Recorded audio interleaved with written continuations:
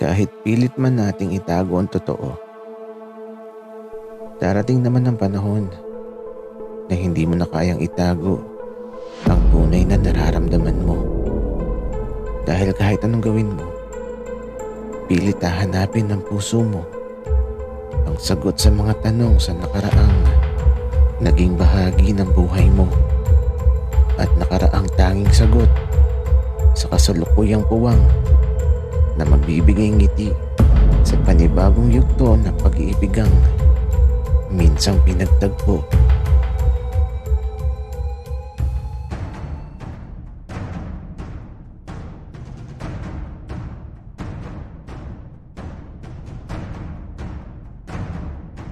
Kaibigan, huwag mong kalimutan mag-subscribe sa aming channel at huwag din kalimutan i-click ang notification bell at subscribe button. Subscribe na!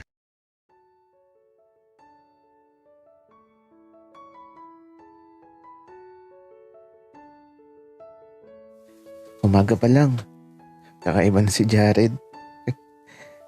Ang kulit niya. Ewan ko ba pero gusto ko naman yung kakulitan niya eh. Masaya nga ako na ganun siya. Para bang gustong gusto ko na ganun siya kakulit.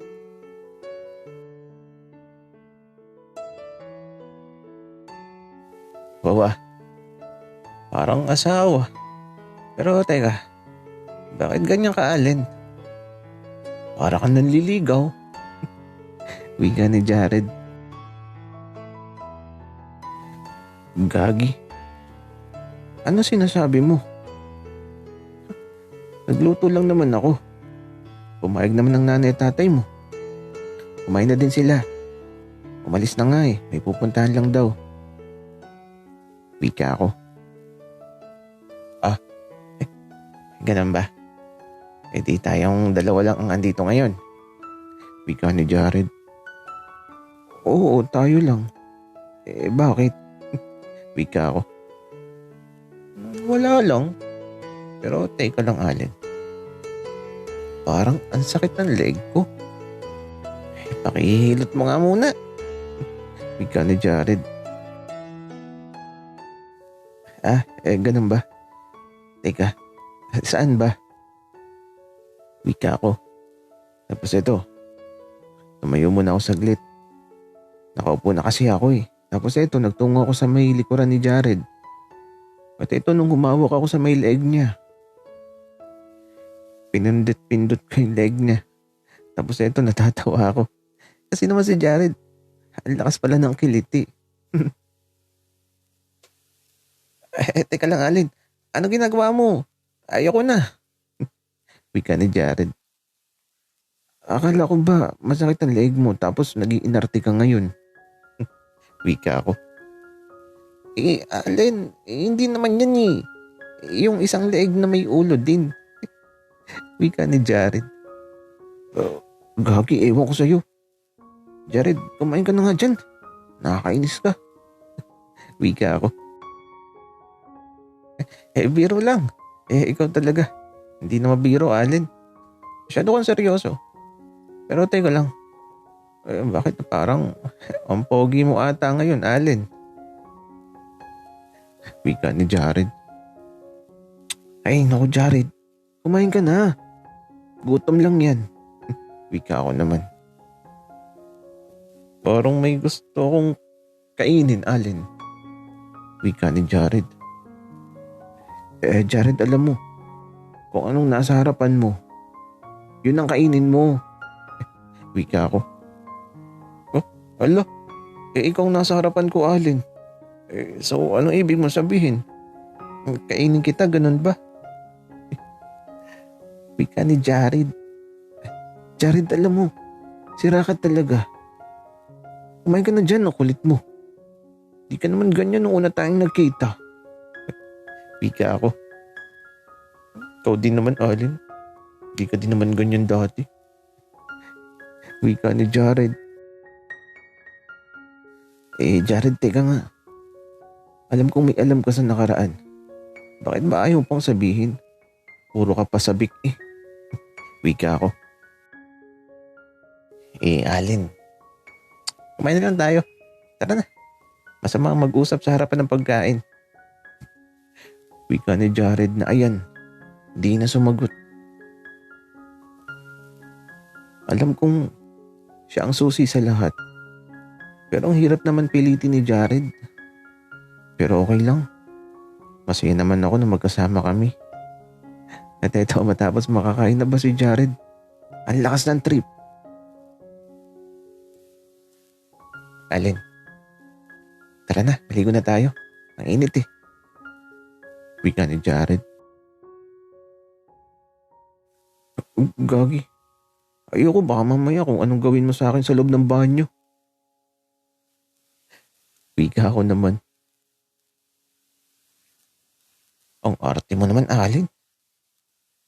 Eh di kung ayaw mo, di naman kita pipilitin. Wika ni Jared na ayun. Nagtungo sa kwarto, tapos kumuha lang siya ng towel at ayan. Papasok na siya sa banyo. Kaya lang nung malapit na siya, niyakap niya ako bigla. Ang higpit ng yakap niya tapos eto pinasok ako sa banyo. Sabay buhay ng shower. Basang-basa tuloy ako. Jared, ano ba? Wika ako. Alin? Ang arte mo. Oh, sabunan mo ako. Wika ni Jared tapos ito, binigyan niya ako ng sabon. At ayan, nagubad na siya. Jared naman eh. Pero di mo ba tatanggalin yung boxer mo? Wika ako. Oh, hindi. Pero kung gusto mong tanggalin, Alin, ikaw na magtanggal. Wika ni Jared. Gagi, ayoko. Baka magalit pa yan. Wika ako. Alin, yun nga ang masaya. Pero teka, sabunan mo na ako, dali na, puro ka kwento eh. Wika ni Jared. Jared, alam mo, nakakainis ka. Wika ako. Kasi ito, kinukurot ko yung likod niya. Alin naman, aray ko naman, ang sakit. Wika ni Jared. Ang arte mo, Jared. Wika ako, kaya ito, habang naliligong ingay namin. Tapos gumanti pa si Jared. Sinabunan din ako, kaso may halong hagod. Parang masahe. Ang sarap. Jared, ang sarap. Masahista ka ba dati? Wika ako habang ito, nakatalikod ako. Hindi naman. Pero masarap ba? Wika ni Jared. Oo, Jared. Ang sarap. Wika ako tapos ito. Patuloy lang siya sa ginagawa niya. At nung mapagod, parang nabitin pa ako. Ang sarap kasi. Kaya ito, diretso banlaw na.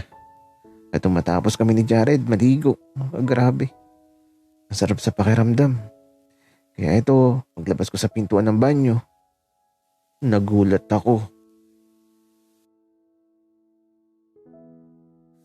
Kasi naman, mula sa lamesa sa kusina, andun ang tati at nanay ni Jared. Tapos andun pa yung Kuya Ben niya. Nakatingin sila sa akin. Naalala ko bigla yung pinagagawa namin ni Jared sa banyo. At paglabas ni Jared, nagulat din siya. Nahiya tuloy ako. Baka kung anong iniisip nila sa nangyari sa banyo. Naligo lang naman kami. Medyo maingay nga lang.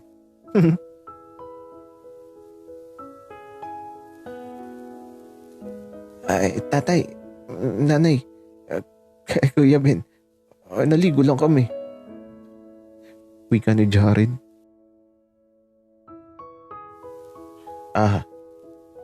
Sige anak. Maniniwala kami. Wika ng tatay ni Jared. Hiyang-hiya talaga ako. Ang ingay ko pa naman sa banyo.